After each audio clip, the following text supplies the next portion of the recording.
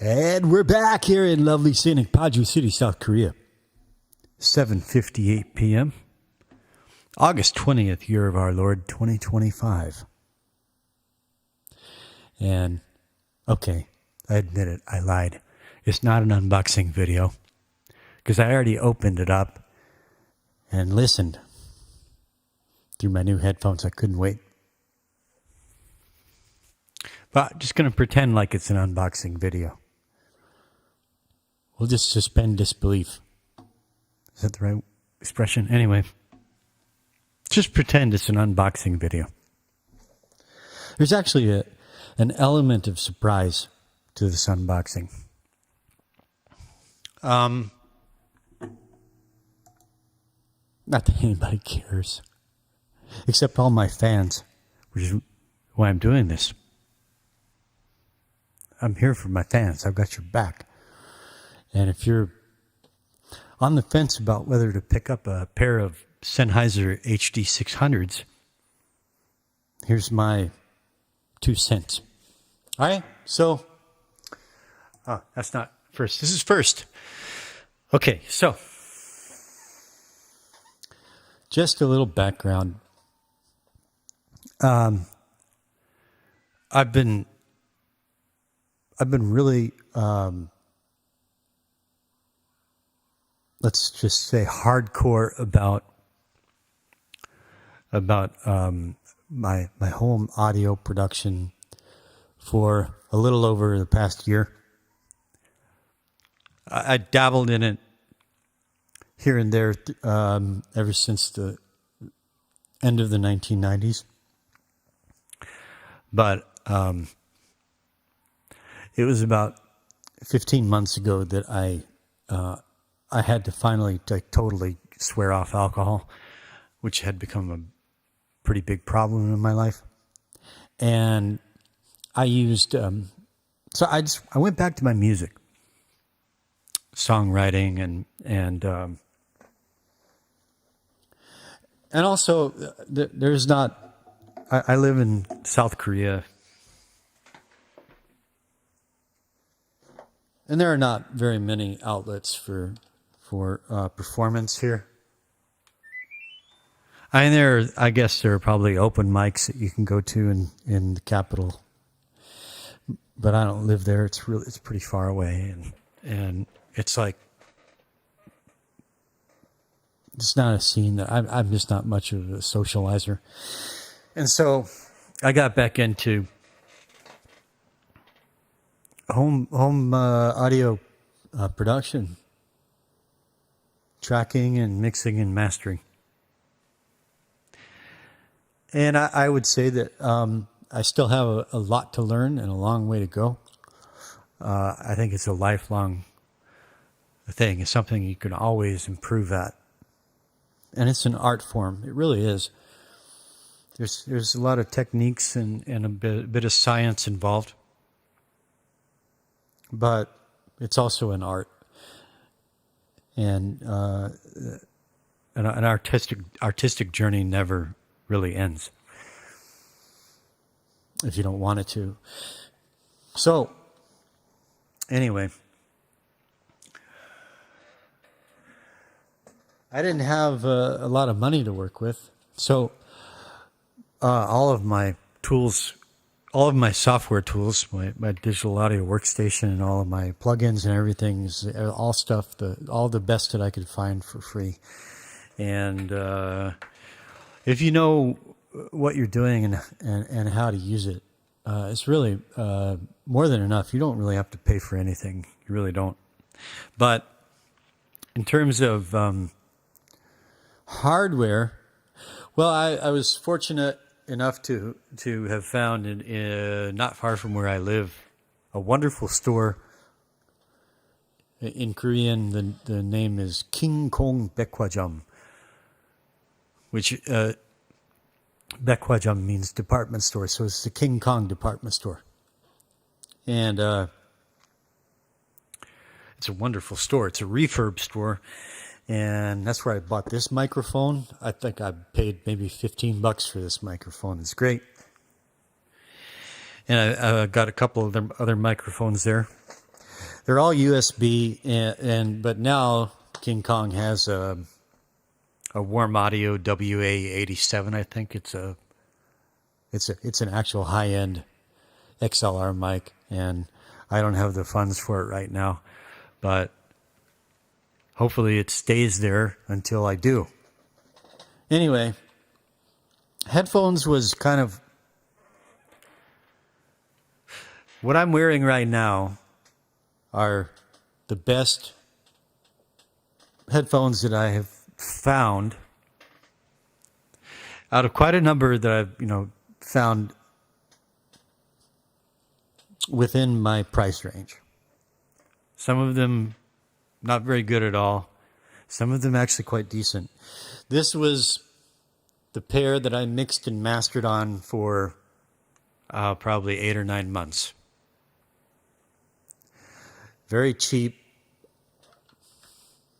Very cheap. Sonic Gear. Sonic Gear.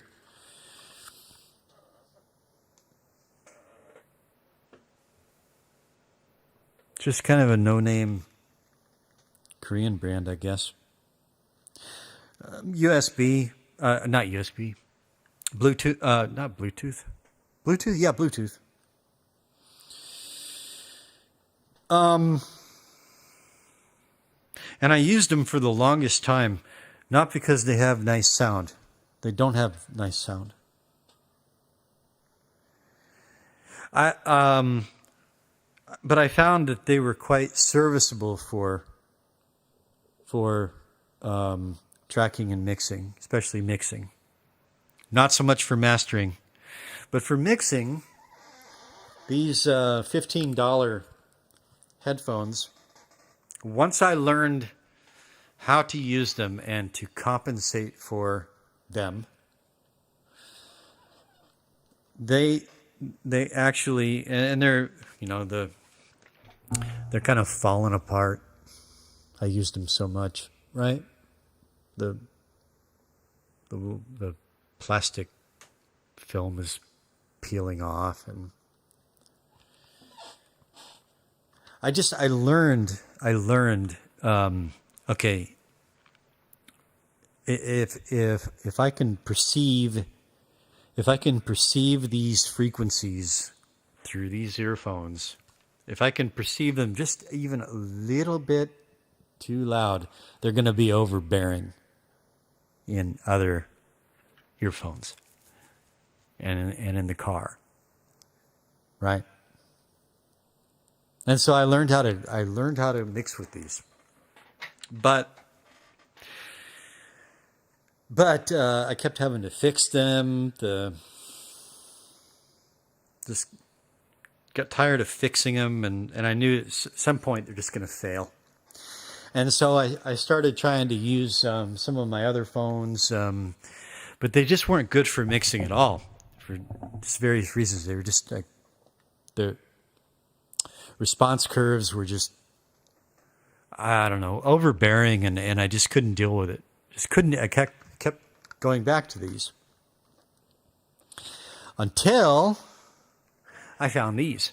And I found these at the King Kong department store, and I got them for like $10, which is a steal. And these are the QCY H3 Pro. If you can find a pair of these, QCY H3 Pro, I'm not sure what they go for new. Like, I don't know what the spot retail price is. I'm thinking around somewhere between $60 and $80. They have some very impressive noise cancellation technology, adaptive noise cancellation, adaptive hybrid ANC. It's got like two modes of ANC, one adaptive, and then another mode that actually, I think, kind of like subtly amplifies outside noises. I guess for safety, like if you're in an environment where you really need to hear what's going on outside, so you kind of like want to do the opposite of noise cancellation, these have it. But they're also really, really good, especially in the mid-range. They have very, very nice, pleasing, I would say natural mid-range response. They're pleasantly boosted in the bass. It's not overbearing at all. The trebles are not ever irritating. When you buy a pair of these, it comes with an app that you can download on your phone that has different EQ presets that you can choose from, or you can design your own EQ presets. And generally, I just keep them. I don't use those EQ presets. I just go with the default frequency response curve of the headphones because it's really good. And so I started using these for mixing and mastering, but always being aware though that they're kind of geared toward geared toward the consumer, and so they've got that somewhat exaggerated bass response that's going to make for pleasant and exciting listening, right? And this is starting to dawn on me. Like at some point, I really do need to invest in a proper pair of reference monitor headphones with as flat a response curve as. There's no such thing as a totally flat frequency response curve, but at some point I need to invest in. And then I found myself involved in a project that actually has ears perked up in Nashville. This artist, this man I'm working with, there's a little bit of a kerfuffle going on in Nashville because of this man and his work, and I'm fortunate and honored to be involved in preparing his demos for that purpose. And so it really started to. A couple of days ago, I took my mixes to a store where there were some high-end phones, just to check. And I was pleasantly surprised. I ran the mixes through a pair of Dysons that went for about, I don't know, $600 thereabouts, and they held up. The mixes held up, and so I'm like, okay, all right. I've learned how to compensate for these phones, and I was also surprised at the fact that those $600 headphones did not sound like worlds above and beyond better than these. These sound really, really good. So once again, I recommend QCY H3 Pro if you can find it. I mean, for the price point, I realized they are really good, and today I realized even more so how good they really are. So much so that I don't plan to stop using these entirely for my mixing and mastering. But for Brian, the Nashville-bound artist, I will be using them more or less exclusively for reasons that we're going to get into here. All right, so I went to the King Kong department store yesterday, and I saw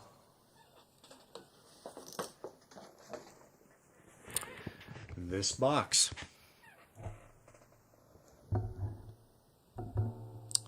All right. Sennheiser HD 600. And Sennheiser, well, I've had Sennheisers before and always liked them.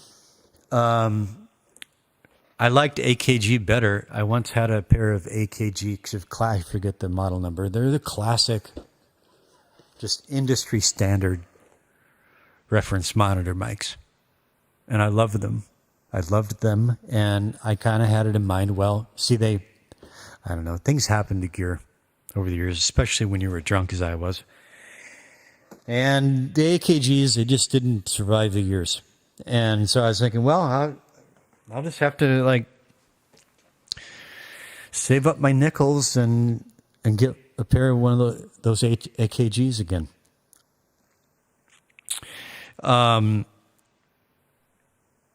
And at the end of the day, so one of these days I will get another pair of those AKGs.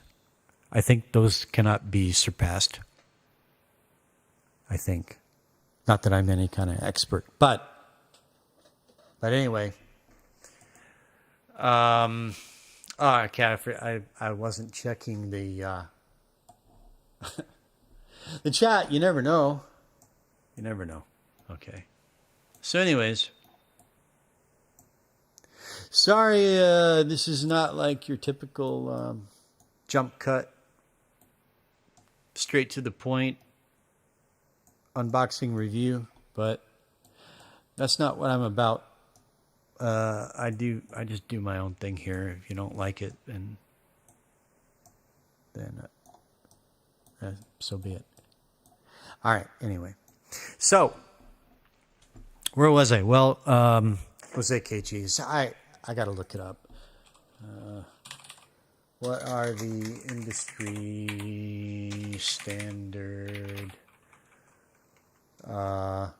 studio reference monitor headphones by AKG?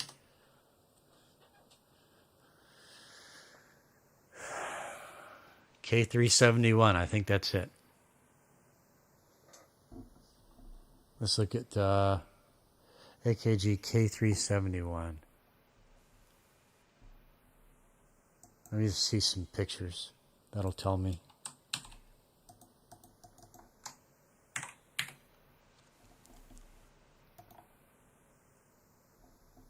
Oh, no, it doesn't look anything like what mine did. Mine were like much more old-fashioned looking. The design was not nearly that modern. Let's just say, type in AKG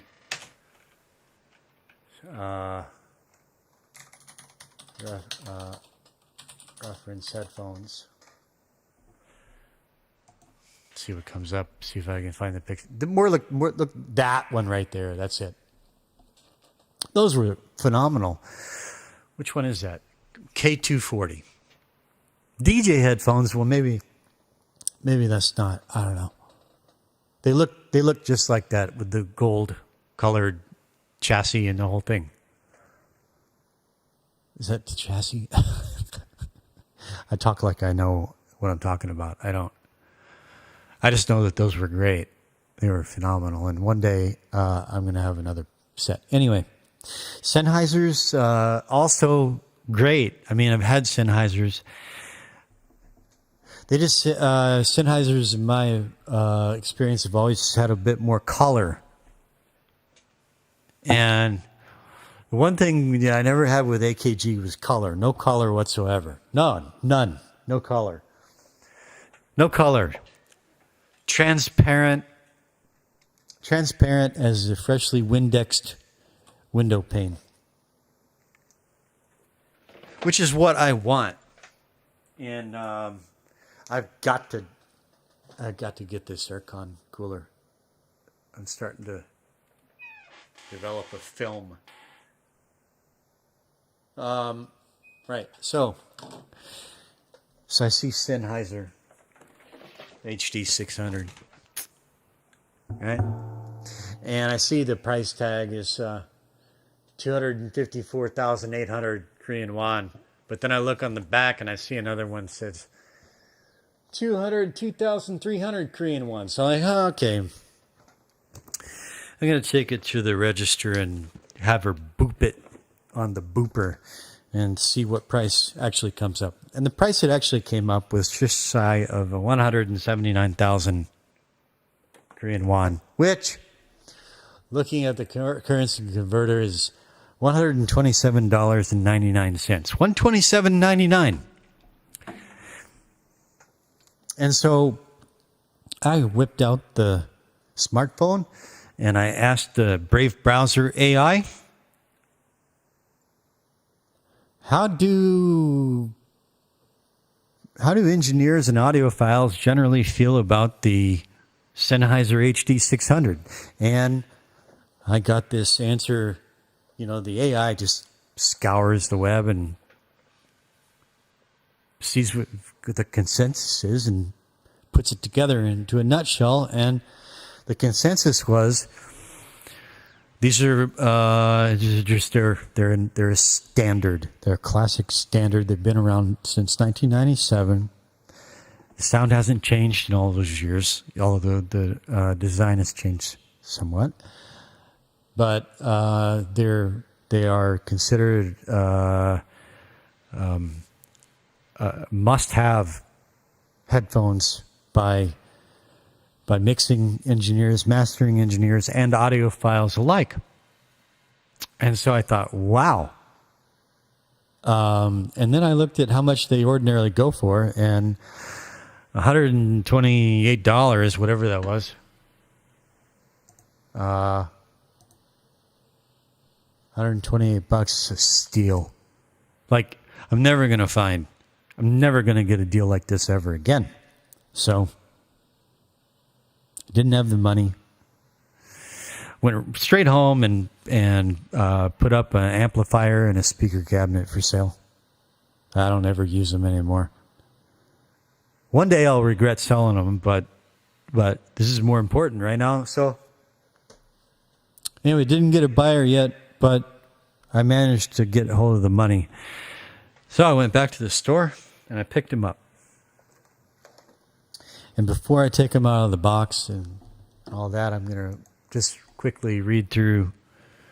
This is what happened. You just type in the make and model into the Brave browser AI. The Sennheiser HD 600 is an audiophile-grade, open-back, over-ear headphone designed for high fidelity and professional audio applications. Originally released in 1997, it underwent a minor cosmetic update in 2019, but its core sound profile has remained consistent, known for delivering accurate, natural sound quality and exceptional clarity. It is particularly favored by mastering engineers and audiophiles for its analytical, transparent sound, making it ideal for critical listening and music production. The headphones feature a high impedance of 300 ohms and a sensitivity of 97 decibels, which means they require a dedicated amplifier or high-quality sound card to reach optimal volume levels and performance. They are not sufficiently loud when connected directly to mobile devices. Well, I don't have a dedicated headphone amplifier, nor can I afford one right now. But I can tell you, as I said, I was too impatient. I did take it out of the box and I ran one mix through it before I had to get to work. And they're loud enough for me to work with at this point. And they sound exactly they sound as good as I expected them to sound. And actually louder than I expected them to sound. And so in a way, I can kind of look at it like this. Like I got two headphones. I got the ones that I'm going to start enjoying tonight in my work. And then at some point down the line when I have the means to pick up a headphone amplifier, I guess they're going to sound even better. And it'll be like getting another pair of headphones all over again. So that's how you make lemon out of lemonade, isn't it? Lemonade out of lemons.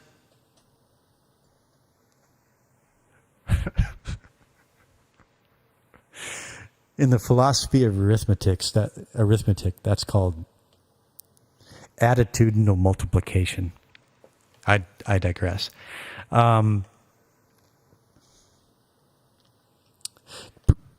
Continuing.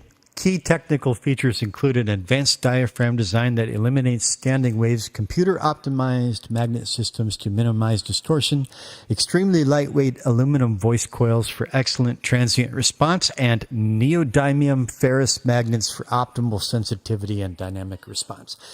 The detachable Kevlar reinforced OFC copper cable ensures low handling noise and durability. Yeah, detachable, in theory... According to specs, they're detachable, but I tried and it's not easy. They're not going to pop out if you trip, if you snag the cord on something, they ain't coming out. And I've seen reports of people having to go to unusual measures to detach the cords from the cans, from the earpieces. It's a thing. Anyway, I'm going to have to do that at some point when I get the headphone amplifier. I'm going to have to deal with that, but not now. The HD600 is praised for its articulate and airy highs and mids, supported by a tight and tuneful bass response, resulting in a balanced and spatial soundstage. And I have read through a lot of reviews, and this really is a pretty fair what's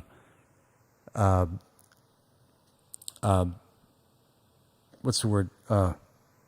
Kind of synopsis of the consensus. All right. Resulting in a balanced and spatial soundstage. Actually, a lot of people complain about the soundstage. They say it's too narrow. But I'll have more thoughts on that. But it is considered a timeless classic and a benchmark for reference playback, offering an exceptionally natural and accurate sound that is highly regarded even decades after its initial release. The headphones are comfortable for long listening sessions. Not, at least not yet. They're tight as a mofo. And people say that you got to break them in for a few days and then they relax. But right now they're I'm going to have to take them off frequently at first. They're too tight. Oh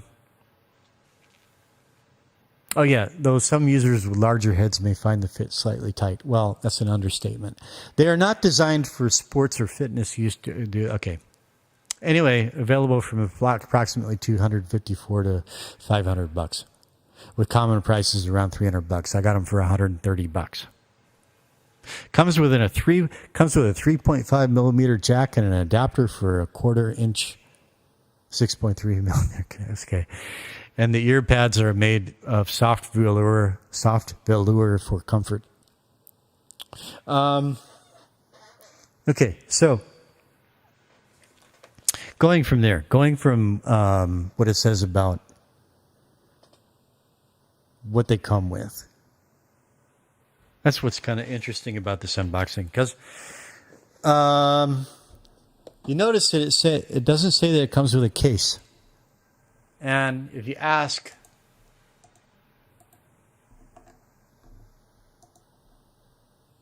do Sennheiser HD600 come with a case? No, the Sennheiser HD600 headphones do not come with a carrying case. Well, I wasn't surprised when I unboxed it and opened it to find that there was a case, but I didn't know this yet. I just noticed that the cardboard packaging wasn't right. There was something off about it, because this is how, so I already cut the tape. All right, so here's the unboxing. What? Okay, let's just pretend this is an unboxing. And, yeah, I'll put the flaps all back into place and everything. And so here's the box, right? And pretend I got my X-Acto knife and I'm cutting through the tape. Blah, blah, blah. And now I open it and I'm having a little trouble. I'm fumbling around with it. Why isn't it opening? There it goes. And that's what it should. Okay, so there's the user manual in 27 different languages, and there's not much there. There's not much in there. And this is how they should sit in the packaging. Maybe I should turn this light on so you can see better. There we go. That's how it should have sat in the packaging. But so I take them out now. And there we go. And that's how the packaging was designed to cradle the headphones. But that's not how it appeared to me when I opened it. Because remember, I got these from a refurb store. And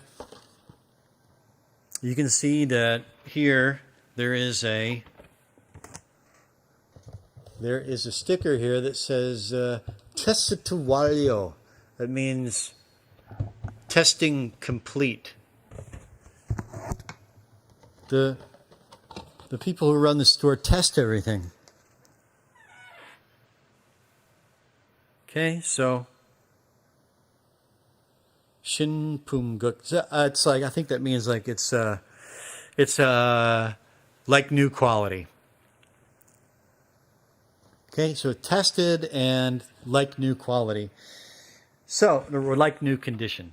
And so, but this is what it looked like when I opened it. This here. See, sir, there is an unboxing component to this. This was kind of like uncollapsed like this, and when I opened it up, I saw that. And at first I thought, wait a minute, where's the headphones? Oh, there's something underneath, but that doesn't look right. You know, something's amiss. So I pulled this out, and oh, there's a case. But why would they design the packaging that way? That doesn't make any sense. Well, it's a refurb store. You get what you get. That's part of the charm of shopping at a refurb store. And I have found some phenomenal treasures in that refurb store.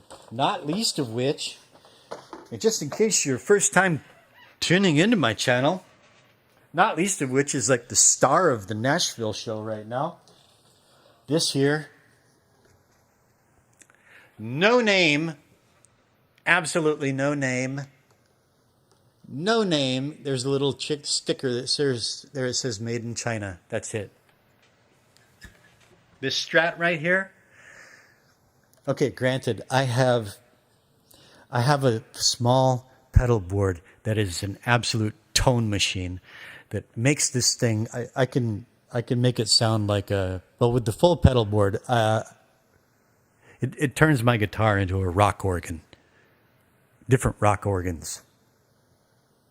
Right now it's on the simplified tone machine rock organ pedal board, which is just an Emma transmogrifier compression pedal, Dan Electro T-Bone for just on occasion when I want to darken the sound, the tone, the timbre, and a Boss RT20 rotary sound processor, rotary ensemble, rotary speaker emulator, which is on all the time.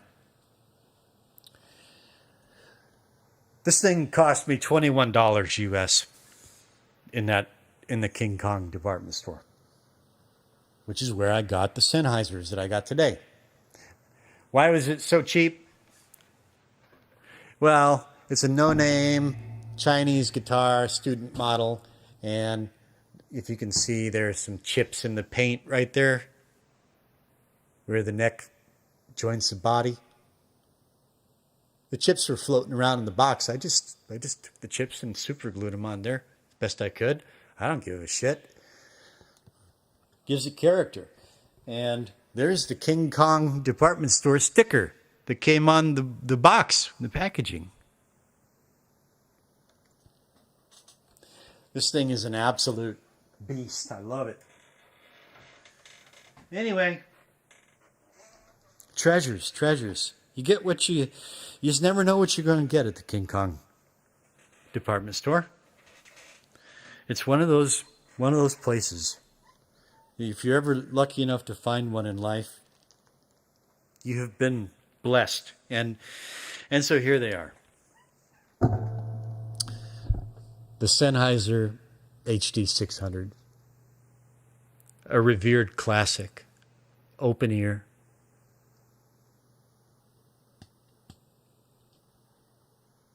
The AKGs are not open ear.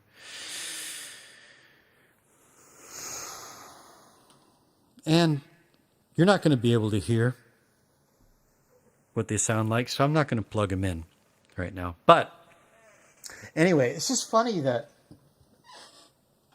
the good people at King Kong department store doesn't come with a case, but they actually threw in a real Sennheiser case. They must have had it lying around. And it says that the only cord that's included is the 3.5 millimeter cord. But the good folks of, there's this little pocket built into the case here. Little pocket built in there, and I felt, there's a lump there. And so I reach inside and I pull out, what is this? Well, what is that? One end is a 3.5 millimeter stereo. What's the other one? That's a balanced plug. And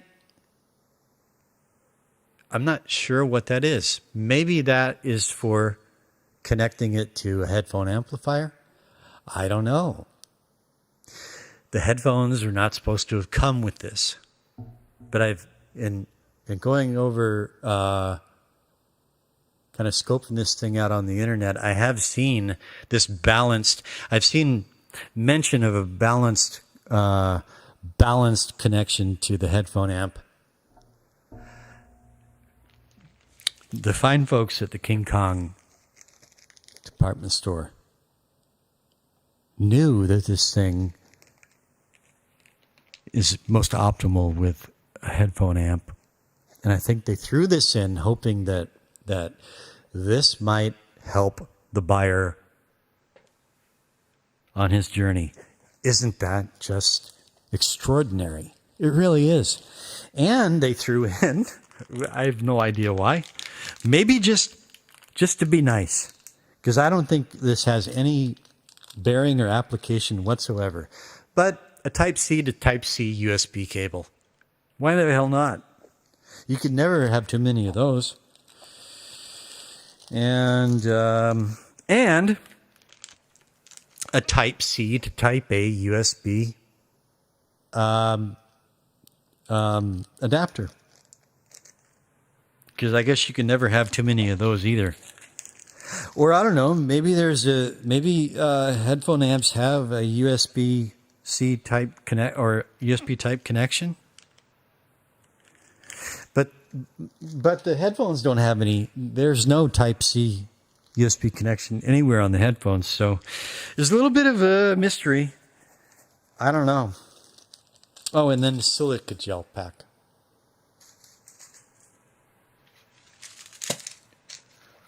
Well, that's always appreciated, especially in this hot, humid season. So that's what I got. I got more than what you're supposed to get with this pair of headphones, and I got them for $130 US. And it's a nice case. It's not a hard case, but it has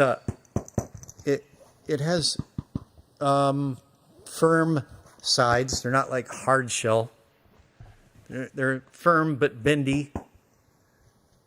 Kind of accordion action here. It's nice, man. I mean, they threw in a case. I mean, I'm blown away by that. Okay, so it's renowned for its very natural and very pleasing mid-range response. Some people complain about lack of bass and treble frequency extension. To me, that just means they didn't do anything to boost There might be a slight elevation in the mid-range. They tailored it for mid-range listening. There's no bass boost. There's no treble excitement. That's not the point. Oftentimes in engineering, you don't want excitement on either end. You don't want it. You don't want excitement. You want faithful representation of what's going on in the frequency bands, and you especially want that in the mid range where most of the music happens, especially for things like a guy singing and playing an acoustic guitar, which is what I'm helping to produce and engineer for Nashville. And so it is ideal for my applications. And so that's why I consider it a literal godsend. A literal godsend. There's only one thing in the universe I have faith in, and that's God.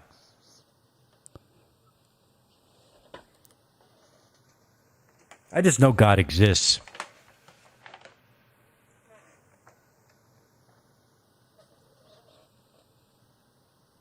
Anyway,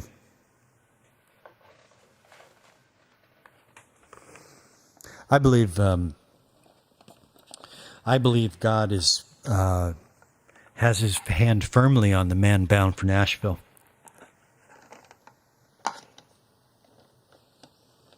I believe it with every fiber of my being, and I believe that God put this in my path at just the right time for just the right purpose.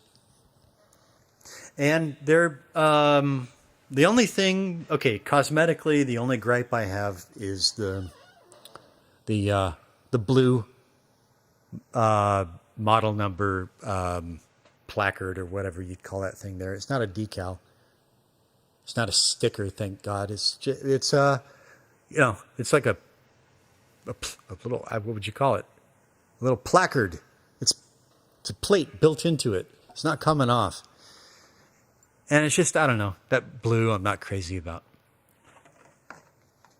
But other than that, I think they're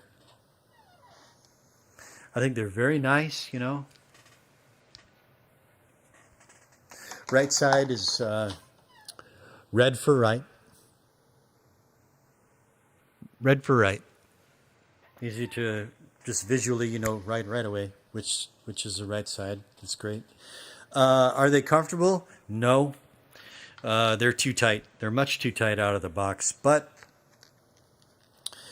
everyone says that they stretch kind of like a pair of shoes, and I find that a little bit hard to believe. But everybody also they rave about the build quality.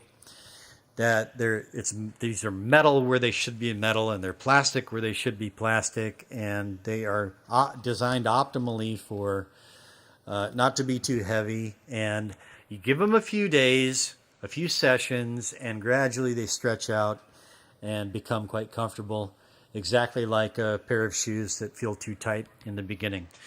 And so I'm just going to hope that those people, I hope that's my experience as well.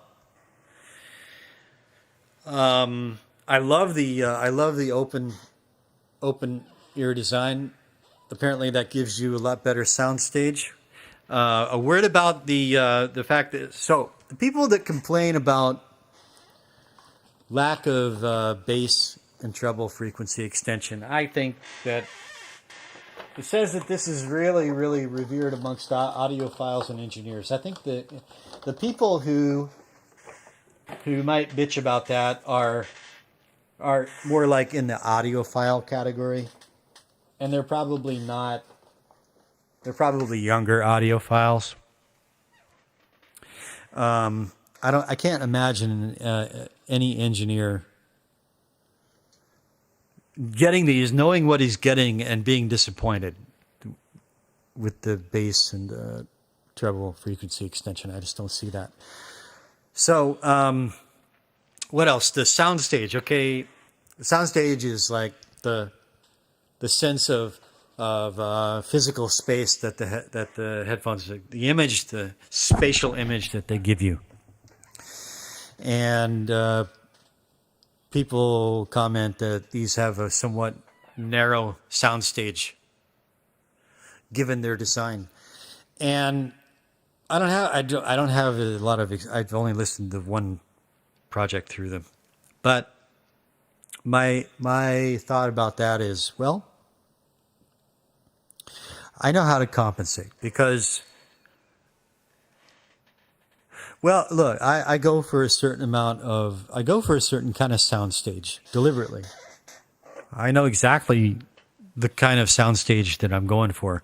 And I just know that if it's not quite as, if the soundstage doesn't sound quite as big as I'm going for, then I'll have to test this. But then when I take the mix to other headphones and other systems, it's going to be there.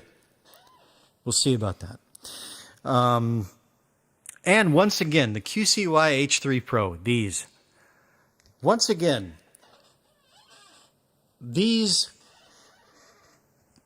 are really, they're phenomenal. They're very detailed. They're very, okay, they're great. But are they like hundreds of dollars better than these? I don't think so. I may change my mind about that, but so I'll leave it again with that. Because this might actually be more helpful to people than my unboxing of the Sennheiser HD600. If you can find a pair of QCY H3 Pro, you're not going to be disappointed. I promise you that. And they're comfortable. They're well built. They come with a nice app that you can download on your mobile device. And they are the bee's knees, QCY H3 Pro. Can't recommend them enough. And for my album, I'm going to be using both of these in cahoots with each other. So that's my unboxing. And I hope that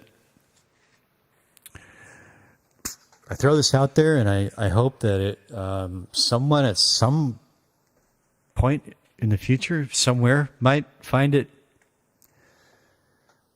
edifying, if not entertaining. And that's it from lovely scenic Padre City, South Korea. I'm Lean Bear, here in Lean Bear Studio. And God bless and keep you. Over and out.